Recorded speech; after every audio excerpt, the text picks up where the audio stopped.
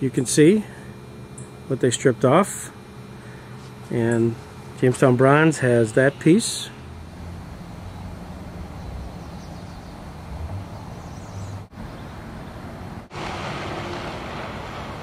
We're going to remove the rust, hopefully, and not too much of the car, because some of the spots are weak and it'll blow right through, but basically the process is simple: air and sand, and take the paint and rust off. We really don't use sand anymore, do we? No, we use aluminum oxide.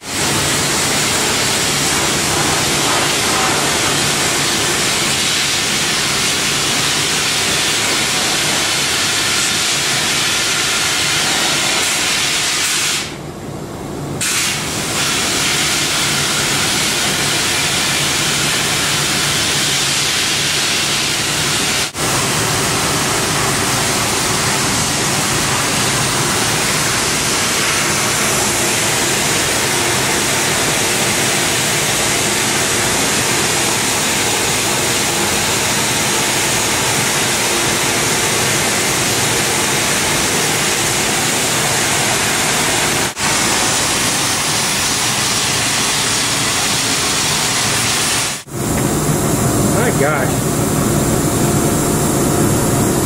Is it hard? I mean, is it... No, you don't want to shoot it too hard because it'll warp it. Right. It'll stretch the metal and roll it over on you. Right. And blow through wherever it's weak. Pretty good shape? Yeah. Well, it is for a car. They have to fill all of the pits and that sort of stuff because it is the rust has pitted it, all except for where the paint is. Right. Otherwise, it'll be a good fender. Those guys will, they have filler paint and they have body filler and things like that, and they'll make it look real good. So here we are, Jamestown Bronze, and we're in the process of sandblasting a couple of panels for the stock car 27L, Sammy LaMancuso. And little do we realize that right here in the employ of Jamestown Bronze, where this is all happening, is one Rex Knapp. By the way, who was your dad? Freddie Knapp was my dad, and of course he was pretty much our idol when we were kids. Oh, by the way, I got my name from one of his old-time friends, Bill Rexford. Sure. And he and my dad and Lloyd Moore, who was my uncle, kind of one of the guys who I guess was into NASCAR and kind of drove a few of those races with the older guys, Lee Petty and a couple of those guys. That's how my dad got interested in racing, and he started racing when he was underage. He just kind of told him he was of age to be driving. But I think that's where he got the bug, was from Lloyd Moore and hanging around with those guys. It's quite a varied history of which we as his kids are very proud of. Your dad's number was what? 99. Did you ever explain why that was? No, I don't know as what he ever really explained that to me. I know one year he tried number 9 on his car, and I don't think anybody liked that very much, so it was back to 99, and I think that was when he was driving for Busick Ford, if I remember correctly. As kids, we enjoyed going to the racetrack and watching him race, and it was a lot of fun. And as he's racing, of course, we'd hope that Emery Man would spin out and roll over, and Sammy LaMancuso would hit the wall, and Squirt Johns would just quit. But we remember those guys very fondly. The competition was really good amongst those guys, but they were, again, off the track, those guys were the best of friends. One night when he was racing, and he was having a little fender bender going on with Johnny Whitehead. And after the race, he went into the pits, and he went over to Whitehead's pit area, and Johnny Whitehead was talking to his wife, and they were having a conversation, and my dad walked up to Mrs. Whitehead and said, "Excuse me just a minute, Gene. I'd like to talk to your husband for just a second." And he was very polite to her, and then talking to Johnny Whitehead, he pulled him aside and grabbed him by the front of the shirt and asked him, "What the hell do you think you were doing out there?" And that was just one of the stories. Of course, they were good friends. And but Mrs. Whitehead, she said she was very impressed with Freddie Knapp and his manners. He said he was probably one of the nicest, politest guys that she had ever met when Sammy was racing. And he always, to me, he always had one of the best looking race cars out there. Color wise, scheme wise, and everything else. He wasn't to be bested in that area, I'll tell you. He had a really nice car. Some of the other drivers, but they couldn't compare to Sammy's paint. You know, that was a nice car. Always impressed. Didn't care if he won or not, but I liked the car.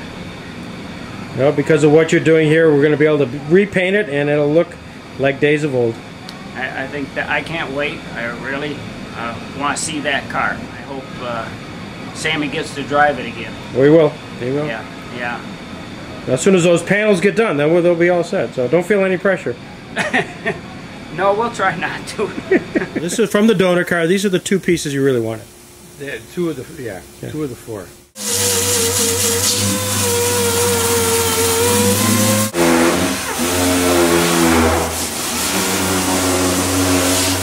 Bucky, this looks a whole lot different than when I was here last. Couple hours, all it takes. Yep. We're just about ready to cut it off. All right. We're fast. We're fast and good. And good. The Cusimano boys. We're old guys. Yeah, we used to be fast. Not and this is all part of the donor card, right? This is the. Yes, it is. This is Mike's thing. Yeah, that $250 card that he wanted to pay $1.75. I think we got to restore the store. I think we should sell it. Right. Instead of cutting the part. Yeah, I bet you we get $500 or $600 for the store. Easy. Sell it to Mike. You got a deal. Tell him we lost it. Go find another one. We got the donor pieces, obviously.